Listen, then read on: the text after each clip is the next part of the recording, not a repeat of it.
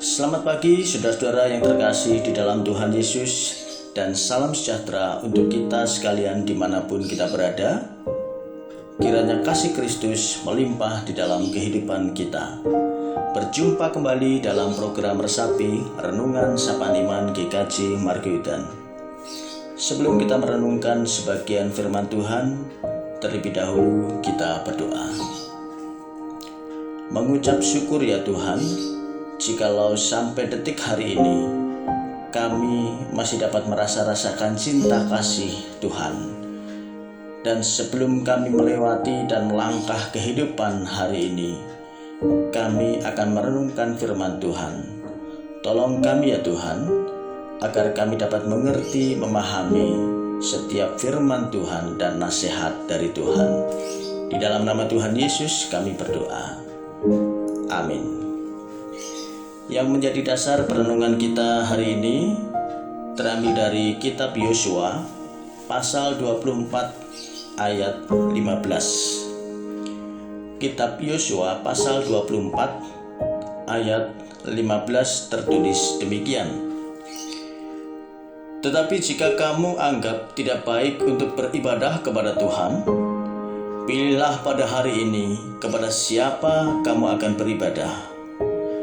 Allah yang kepadanya nenek moyangmu beribadah di seberang sungai Efrat, atau Allah orang Amori yang negerinya kamu diami ini? Tetapi aku dan seisi rumahku, kami akan beribadah kepada Tuhan. Demikian firman Tuhan. Saudara yang terkasih, Yosua masih berusia muda ketika keluar dari Mesir. Yosua adalah pengikut Musa yang setia selama 40 tahun pengembaraan di padang gurun, dan termasuk dalam 12 orang yang ditugaskan Musa mengintai negeri Kanaan selama 40 hari. Yosua dan Kaleb adalah dua orang yang memberikan laporan hasil pengintaiannya secara positif dan baik. Dari laporan tersebut terlihat bahwa Yosua adalah orang muda yang penuh dengan iman. Artinya iman di dalam diri Yosua terbentuk bukan secara kebetulan atau terjadi secara instan, melainkan iman di dalam diri Yosua terjadi melalui persekutuan yang karib dengan Tuhan secara terus-menerus dan berkesinambungan. Karena Yosua memiliki hati yang takut akan Tuhan dan beribadah kepadanya dengan sungguh, ia pun dipercaya oleh Tuhan untuk memimpin bangsa Israel menggantikan Musa. Nyata jelas bahwa Yosua memilih yang benar, memilih tetap beribadah kepada Tuhan seperti yang tertulis di dalam nats di atas. Bapak, Ibu, dan saudara yang terkasih, Tuhan menghendaki kita pun membuat pilihan hidup yang benar seperti Yosua, yaitu senantiasa beribadah kepada Tuhan. Mungkin selama ini kita berpikir bahwa ibadah ini adalah terkait dengan rangkaian liturgis gerejawi atau kegiatan-kegiatan gereja. Namun ibadah ini sejatinya adalah perbuatan untuk menyatakan bakti kepada Allah yang didasari ketaatan untuk mengerjakan perintahnya dan menjauhi larangannya.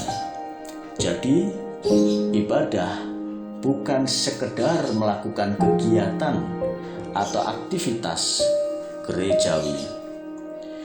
Ibadah sejati adalah hidup yang dipersembahkan kepada Allah, seperti yang tertulis dalam kitab Roma pasal 12 ayat 1. Kamu mempersembahkan tubuhmu sebagai persembahan yang hidup, yang kudus, dan yang berkenan kepada Allah. Itu adalah ibadahmu yang sejati.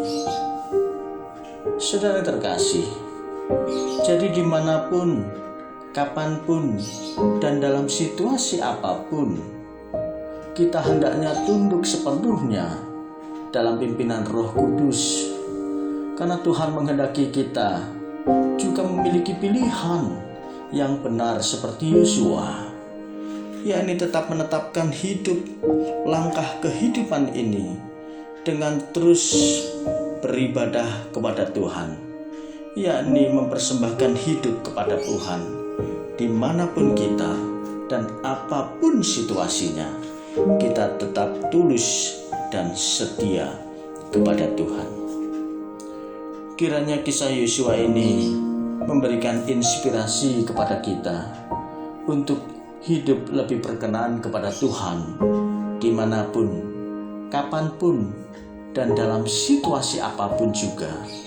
Dan kesemuanya itu untuk kemuliaan nama Tuhan di tempat yang maha tinggi.